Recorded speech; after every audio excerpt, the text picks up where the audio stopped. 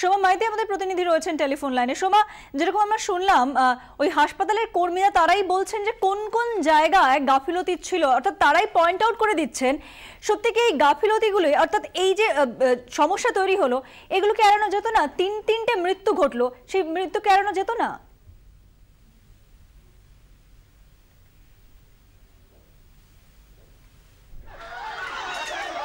আমরা যোগাযোগ করার চেষ্টা করছি সোমা মাইতির সঙ্গে।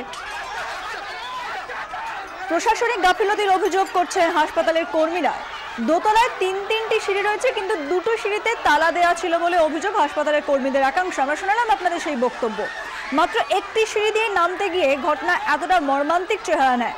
আতঙ্কে হুড়োহুড়ি পড়ে যায় হাসপাতাল কর্মী, রোগী আত্মীয়দের মধ্যে। কারণ তিনটি সিঁড়ির মধ্যে দুটো সিঁড়ি তালাবন্ধ, একটি সিঁড়ি শুধুমাত্র ছিল ওই হাসপাতালের রোগীদের নেমে আসার জন্য, এবং সেই সিঁড়ি দিয়ে নামার সময় কিন্তু হুড়োহুড়ি পড়ে যায়। সোমা রয়েছেন টেলিফোন লাইনে আমাদের প্রতিনিধি। সোমা, এই যে আমরা শুনলাম হাসপাতালের কর্মীরা তারাই কিন্তু বলছেন যে গাফিলতি ছিল বেশ কয়েকটি ক্ষেত্রে। এই গাফিলতিগুলো ঢেকে কোন রকম কি এই তিনটে মৃত্যু যে ঘটলো তাকে এড়ানো যেত না? দেখো, এই গাফিলতি যদি না থাকতো তাহলে সত্যি হয়তো তিনটে মৃত্যু এড়ানো যেত। এবং যেটা হাসপাতালের কর্মী থেকে শুরু করে একাংশের স্বাস্থ্যকর্মী এবং রোগীর বাড়ির আত্মীয়রা যেটা বলছেন, যে এত বড় হাসপাতাল যেখানে দূর দূরান্ত থেকে এত রোগীরা সেখানে ভর্তি হন, সেখানে আগুন লাগার মতো একটা পরিস্থিতি হলে জরুরি অবস্থা সামাল দেওয়ার জন্য ন্যূনতম যে পরিকাঠামো থাকা দরকার অগ্নি নির্বাপক যন্ত্র থেকে, কার্যত সেটা একেবারেই নেই।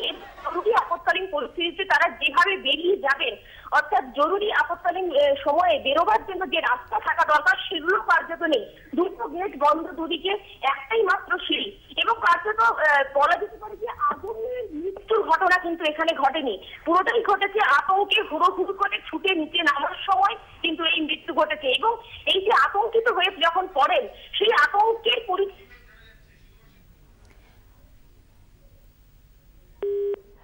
আমাদের সঙ্গে যোগাযোগ বিচ্ছিন্ন হয়েছে। ইতিমধ্যে আমরা যেরকম জানতে পাচ্ছি যে রাজ্য সরকারের পক্ষ থেকে সিআইডি তদন্তের নির্দেশ দেওয়া হয়েছে এই ঘটনায়। রয়েছেন আমাদের সঙ্গে টেলিফোন লাইনে আমাদের প্রতিনিধি সুতপা সেন। সুতপার কাছে আরো বিস্তারিত জানবো। তার আগে আপনাদের আরো একবার বলি যে আজ যেভাবে এই ঘটনাটি ঘটে এবং তাতে 3 জনের মৃত্যু হয়েছে, এখনো পর্যন্ত জানা যাচ্ছে আশঙ্কাজনক রয়েছেন বেশ কয়েকজন। ইতিমধ্যে স্পেশাল টিম গঠন করা হয়েছে, তারা হাসপাতালের উদ্দেশ্যে রওনাও দিয়ে দিয়েছেন। অন্যদিকে রাজ্য সরকারের পক্ষ থেকে এই ঘটনার সিআইডি তদন্তের কথা বলা হয়েছে। আমরা জানবো বিস্তারিত।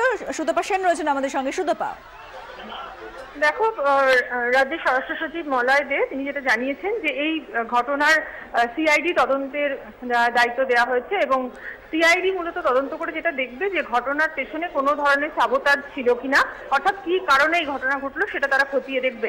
অন্যদিকে স্বাস্থ্য দপ্তরের তরফ থেকেও কিন্তু একটি হাই লেভেল তদন্ত কমিটি গঠন করা হয়েছে, যেখানে স্বাস্থ্য সচিব আর.এস. তিনি থাকবেন এই তদন্তের দায়িত্বে। অর্থাৎ রাজ্য সরকারের তরফ থেকে দুটো আলাদা পৃথক তদন্তের ব্যবস্থা করা হয়েছে। এবং যেটা স্বরাষ্ট্র সচিব জানালেন যে এই ঘটনায় 2 জন মারা গিয়েছেন বলে তাদের কাছে খবর আছে, 2 জন মহিলা মারা গিয়েছেন, এবং একটি শিশু যে মারা যাওয়ার খবর এসেছে সেটা কিন্তু তার বক্তব্য হচ্ছে যে আগুনের ঘটনার সাথে কোনো সম্পর্ক নয়, অন্য কারণে এই শিশুটির মৃত্যু হয়েছে। অর্থাৎ আগুনের ঘটনায় 2 জন মারা গিয়েছেন বলে রাজ্য সরকারের তরফ থেকে দাবি করা হয়েছে। আর ইতিমধ্যে জানানো হয়েছে যে 2 লক্ষ টাকা করে ক্ষতিপূরণ দেওয়া হবে মৃতদের পরিবারকে। পূজা, ধন্যবাদ। সুতপা সেন আমাদের প্রতিনিধি ছিলেন টেলিফোন লাইনে।